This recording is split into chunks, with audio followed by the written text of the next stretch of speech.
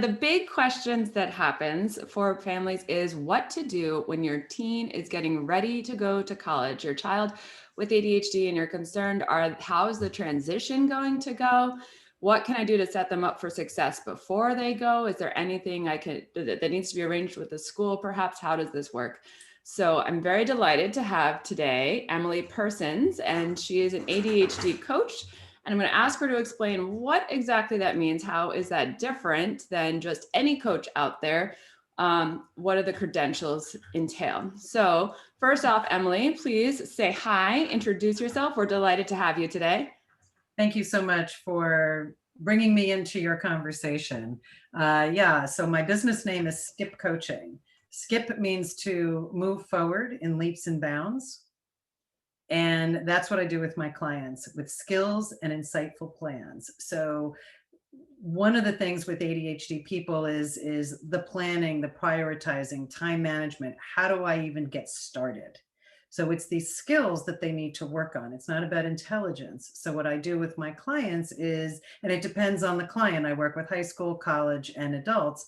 And it's how do I even get started? How do I use a planner? What kind of planner should I use? I don't even like planners. How do I remember what I need to remember? I need to make food, I need to make meals for my kids all week. How do I even get that done? So it really just depends on whatever the client needs. And we work on those skills. Sometimes it's role-playing conversations they're going to have with their college advisor. So it's different for each person. As far as the credentials, most coaches hopefully are getting some kind of a coach training through an International Coaching Federation program so that they can get that ICF credential. And there's some pretty strong ethics and credentialing process, which you really want in your coach. And I have gotten my coach training through the ADD Coaching Academy, and it's an ICF credentialed program. And what ADCA has done, I feel like I have a master's degree in ADHD because in addition to the coach training, which is a very extensive program, we also do a huge deep dive into what is ADHD, what does it look like, the science behind it, the research behind it, and every day, every coach program, every lesson rather that we're in, it's all through the lens of people with ADHD. So it's very intensive. In all that training, does it cover age ranges, like how ADHD changes perhaps with gender and age? It, to a certain degree, they do have a family program, which is also pretty intensive. And that, because when you're working with young children, you're coaching the family. You're not just coaching the child, because that's, you can't coach only the 7-year-old and then have no interaction with the parents. So that's a whole different skill set. To do that. So Caroline McGuire is the one that has headed up. I think you had a conversation with her at your summit. So yeah, so she created the family program, and that's very intensive. That's about a 10-month program. And it's just a different skill set to be working with, because you're coaching the family as well as the child. And there's a lot of different nuances, the way the questioning works, because coaching, in many respects, coaching is about powerful questions. What do you really want? What does that really mean? Do you really believe that? What if you don't get that? What is, it's a lot of what questions. And, a 7-year-old is still learning the language. It's all about their self-awareness. And there are many young children, there are many teenagers still who don't have that self-awareness. And a lot of ADHD is about the executive functioning skills, weaknesses there. And the self-awareness is huge. If you know that you don't remember things, okay, we can work with that. Let's work on how you can start remembering things. Some people are very organized, some people are disorganized, but if you have that self-awareness, then you know where to start. And you can build on it from there. Or and get you can help build on it. Yeah. Awesome.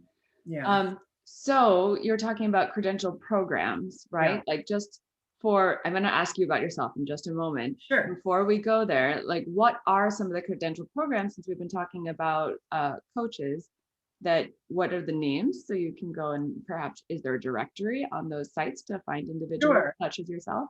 Sure. Well, ADCA has a find the coach tab. If you go into CHAD or ACO, which is the ADHD Coaching Organization, they have a find the coach. So when you look on somebody's website, you're going to see the logos on the bottom, usually on their about page. And if you are credentialed, you're going to highlight that because it's an extensive process. As much as a doctor, when you go to the doctor's office, what do they have up on their wall? They've got their credentials. So as I say, I got mine through the ADD Coaching Academy. I also took a class at the JST Coaching. She's a ICF credentialed program. So they are out there. There's a variety of them, but that's you just want to ask because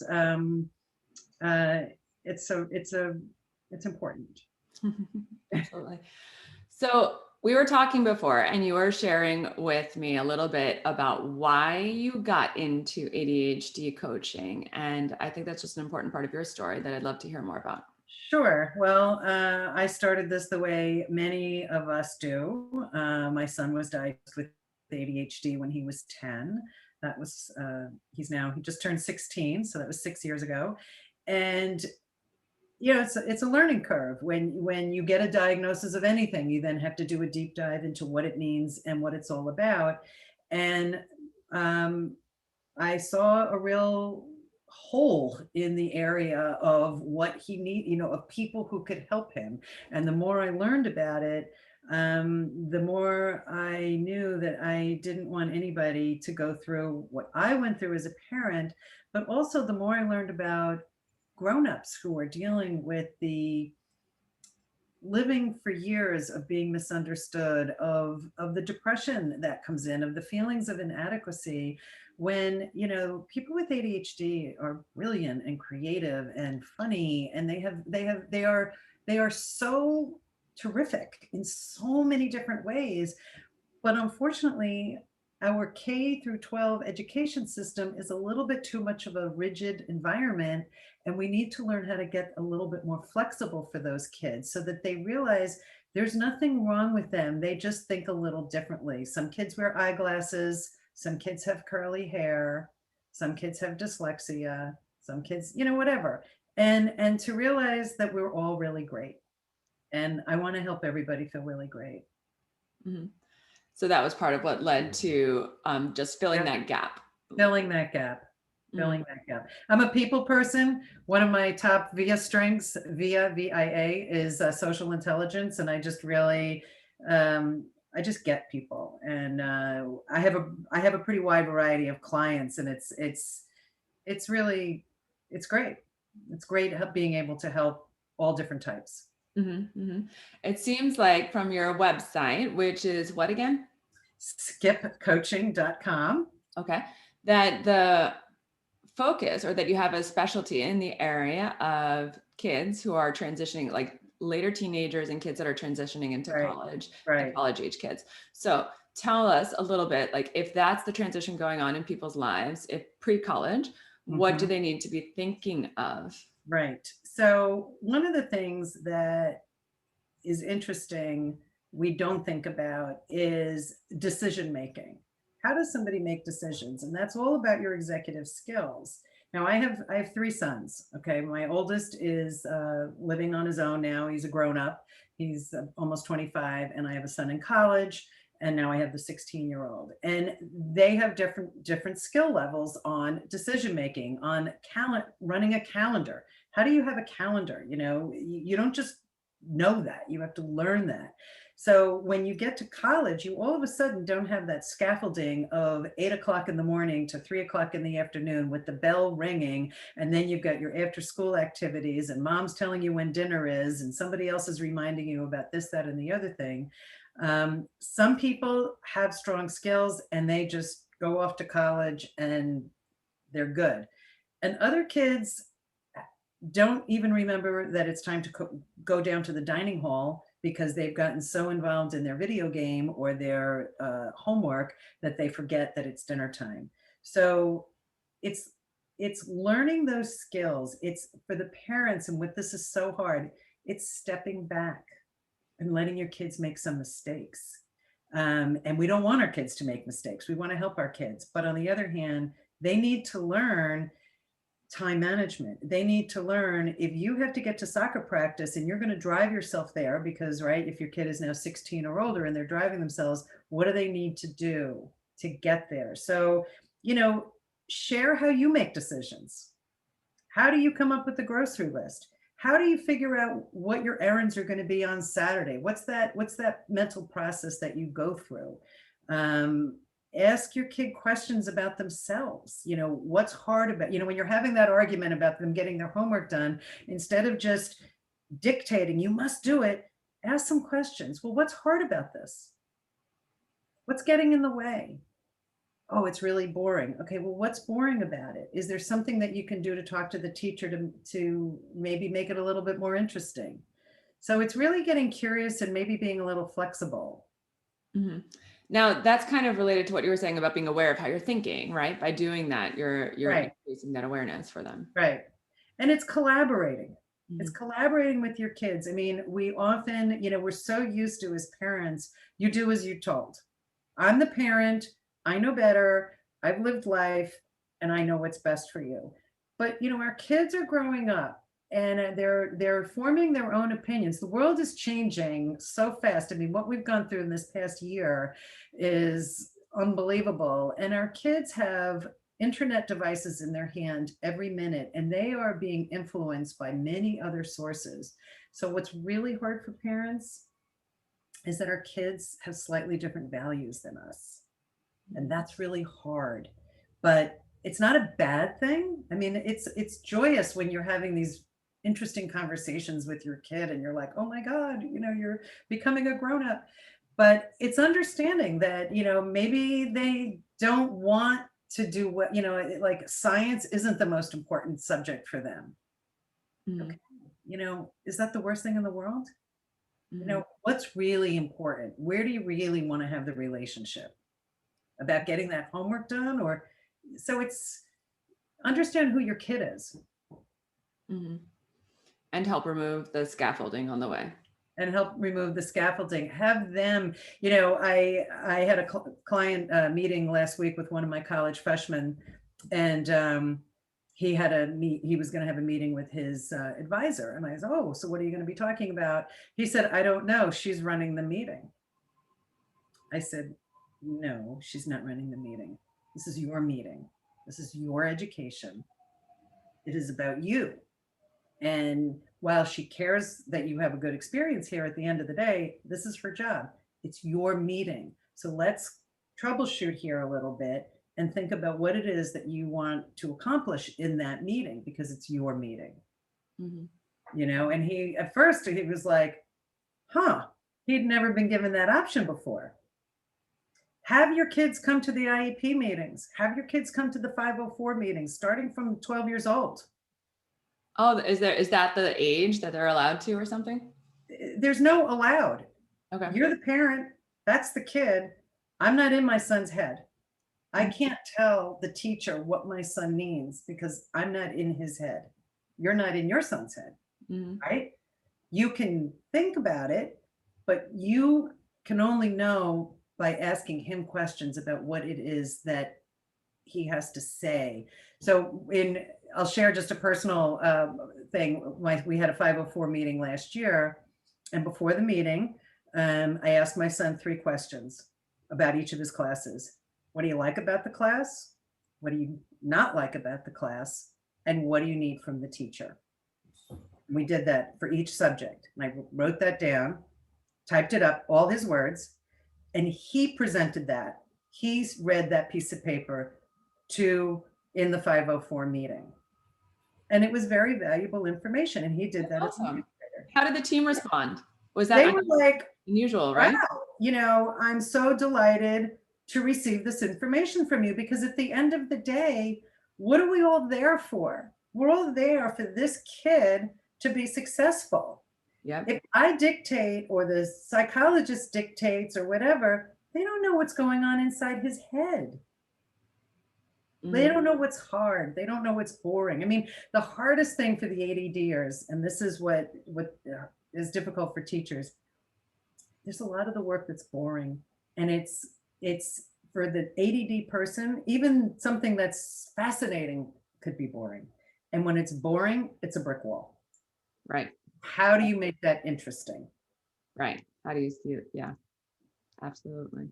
We could probably go into a long detail Oh, about that. we could be here forever. Right. But having the kid at the table, I think, the sooner you start bringing your child to the table and asking them, getting curious, what is it that you need? What is it that's hard? Are the directions not clear? Yeah. Teachers often don't realize, to them, the directions are crystal clear. Right. But to somebody else, it's like, what does that even mean? And the working memory. Now, maybe the teacher went over the directions in the classroom. Well, now it's 8 o'clock at night, and the kid is sitting at home, and it's like, I don't even remember learning this today. Right.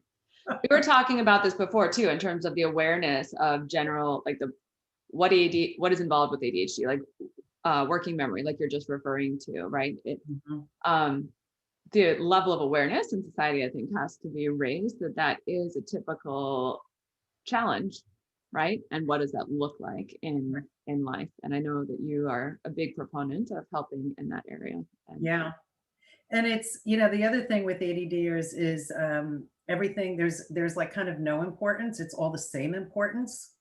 And that's why it's hard to plan and prioritize and get started, because to the kid, they don't really know, like, well, what's more important? And they're going to go to the thing that's brightest and shiniest and sparkly. So that's something where when a parent can, or a guardian or a grown up can share how they're making their decisions. It's Saturday and I have a list of activities to do. How am I making those decisions? So when you share that with your kid, it helps them understand, much like you're doing when you have a 3-year-old and you're teaching your toddler about things around the house. In a way, it's very similar. You're teaching by talking, Mhm. sharing that process. What I love about what you're saying is it's not like it has to be a big, complicated extra add-on. It's really just getting in the habit of vocalizing your thought processes and what's going through your head and modeling what to think. And then also, I guess, removing the scaffolding, letting them step up Right. into that role gradually. And if people wanted to have a little bit more support, because as you were talking on, like, how do you decide what is the most priority on a Saturday if you have 1,000 assignments? There's a lot of executive function involved with that, right? Right. So in the meantime, like as a coach, do you sometimes, is that part of your role? You help people perhaps come up with that uh, system, Sure. whatever they would use. That's one of the roles that you would do. Mhm. Mhm. Yeah, because, for example, if the test is on May 20th and I mean, this is actually a situation with my son right now. I can share this. He's got a test on the 20th of May. He has a play that weekend, so that's tech week. He's taking his permit test. And there's one other thing. So we actually, over the weekend, we're going to plot out day by day how what he's going to do, and he knows. Now, the one thing that's fascinating is that most boys, at least, I haven't had that many girl clients yet. I have women, but I haven't had that many student clients. Boys don't like planners. They don't like to say, at Tuesday at 4 o'clock I'm going to do this. They don't like that. So it's a range of time, like, within the next 24 hours I'm going to do these things. That's a little bit more comfortable, because you don't know how you're going to feel. What if it Tuesday at 4 o'clock I don't feel like doing that right now? So you have to have so there has to be that flexibility. But that's how we do it. It's like, okay, what are the deadlines? And that helps to determine the priority. Awesome. So what types of things like can we set up as supports in that transition time, right? I know for example, going into college, you mentioned something before, like having a 504 will help with the documentation needed at a university level. Can you give some Right. details on that? Right. And this is really important, because the IEP ends at high school. The IEP does not go into college, but the 504 does. And the one thing that's really important, and this is why it's important for your child, for your teenager to be part of that conversation, because whatever is on the 504 will go into college. So if you need to have time and a half for tests, if you need a note taker, um, there's other things, whatever it is that your kid needs, get that in the 504. And the thing to remember is a lot of kids are only diagnosed. Like I have one student who was only diagnosed in ninth grade, and the high school hasn't given him a 504 yet. They say, well, he can get those services anyway in college, but you really can't, depending on where you go. So you really want to get that 504 into place when you're still in high school, and then it takes you into college. Mm-hmm. That's Mhm. awesome. Thanks for sharing. Yeah, yeah, that's That. important. Absolutely. And Yeah. again, another example of awareness, right? Where we need Another to. example of awareness, and that's, with one of my high school students, it's, there's a lot of I don't knows. I mean, you ask them questions, it's like, well, I don't know. When is this due? I don't know. Like, well, what's hard about that? I don't know. I don't know. There's a lot of I don't know. So it's like, well, what don't you know about that? Or what do you know about that? And you have to really dig sometimes. And again, they're so used to not being allowed to share. It starts from a young age. I'm always shocked, for example, when I walk into the haircut place and the people, I bring, a small human in, and the hairdresser looks at me and says, how do you want their haircut? Ask them. So, Exactly. Exactly. I mean, right there. So you're starting from right there. You're validating your son to say, how would you like your haircut? So it starts at the youngest of ages, that anybody's feelings have to be validated. And, the hardest thing, and I know that it might hurt the teacher's feelings, and it's not meant to be, but, when the kid says I'm bored, that's the ADHD. So don't be offended. Just say, okay, let's be creative. Let's get curious. What's a different way that you can do this, so that the student can show what they know. Now in college, they don't get that same flexibility from a teacher, but we're looking at building the skills. And you don't have as much homework in college, right? You don't have that day-to-day homework like you do in high school. um, and for parents too, try not to get offended when your kid says certain things, because it's not intended. They're just dealing with stuff inside too. So right. That's true. Good for yeah. pointing that out. As Mhm. I'm thinking about, you've shared a bunch of those types of interactive active principles too, and some of the logistics associated with the 504. How about as I'm thinking about it, setting my child up with coaching for, say, the first semester of college might Mhm. be a good idea, and then see where you go from there.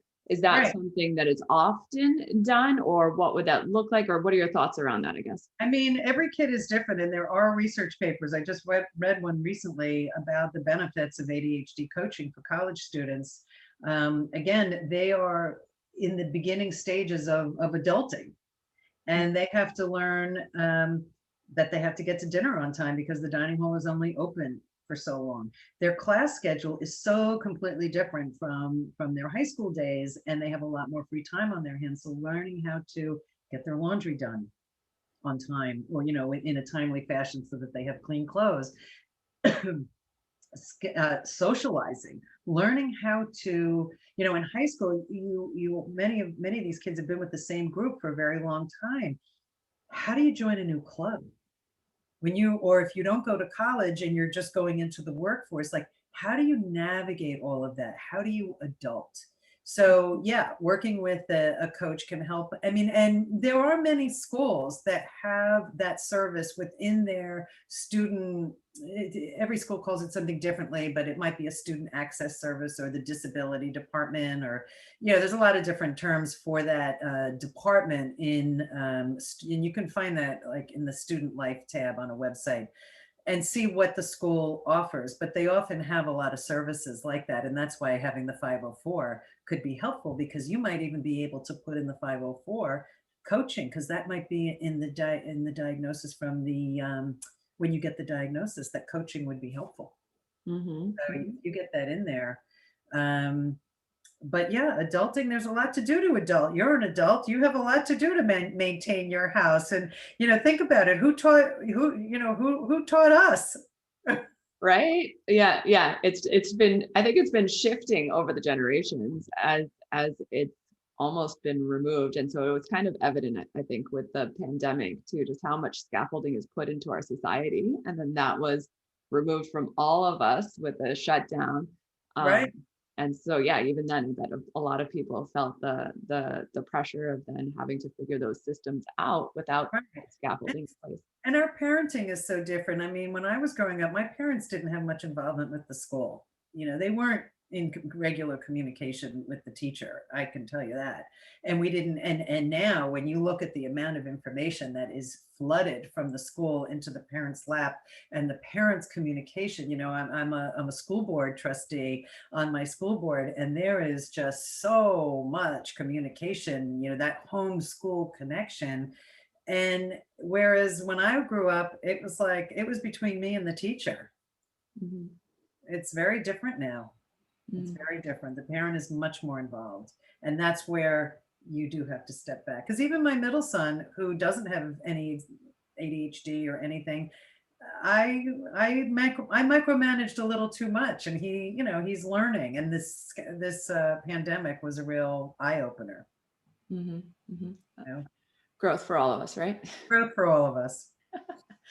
So, any other tips or suggestions for this phase of life or transition or items that you would want to share with our listeners before we wrap up? I think that the thing to realize is that your child is amazing, and your child has a lot of interesting places to go.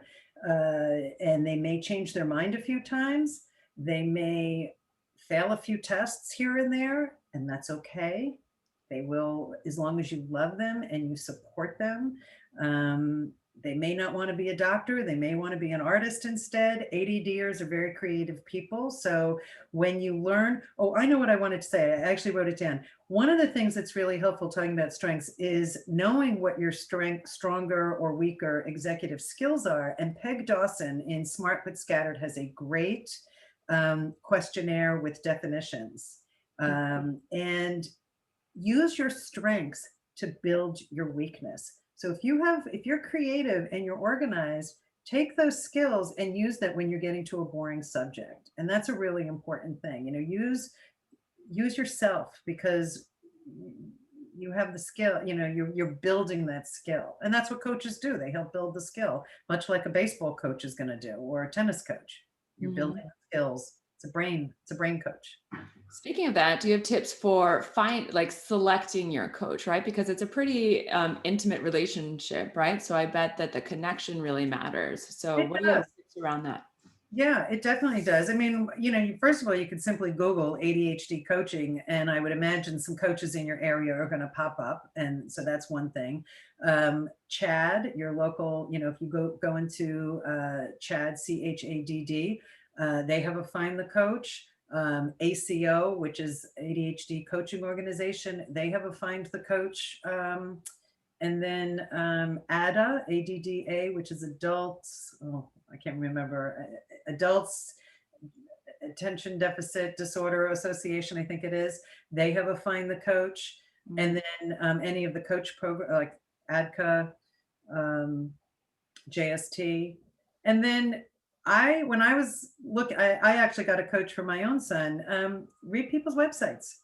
Mhm. See what they have to say. See if it resonates with you. I put a few videos on my website just for the sole purpose that somebody could see my personality. And when I have interviewed, I had a meet and greet with some families, or just the parent on the phone. I've said, have your teen look at my website and see my personality and see if that resonates. It's important because you want to connect. What a great idea. So that website again was skipcoaching.com. And do you do virtual? I mean, almost everything is virtual these days anyway, Everything but is that is available. Like we don't have to be located near where you live. No, I have clients in Iowa, Illinois, I'm in New York State, but I have clients that are about 5 hours away from me, and I have some clients that are just 20 minutes away. So I think the silver lining of the pandemic is Zoom is great because and then I do have some clients on the phone. Some Mhm. clients prefer the phone. They don't want to look at me. They want to be just on the phone. So One less s- uh, sensory input, right? sensory input. Exactly. Exactly. Awesome. Well, thank you, Emily, for being here. What a value. And it's so great that there's now this wealth of ability to connect with the person that you identify with through Zoom too. And thank you for sharing all of the great information that you did and tips. And yeah, everybody check out skipcoaching.com or any of the websites that Emily mentioned in order to find the person that you match up with. And thank you again. Thank you so much. Have a Bye-bye. great. Bye.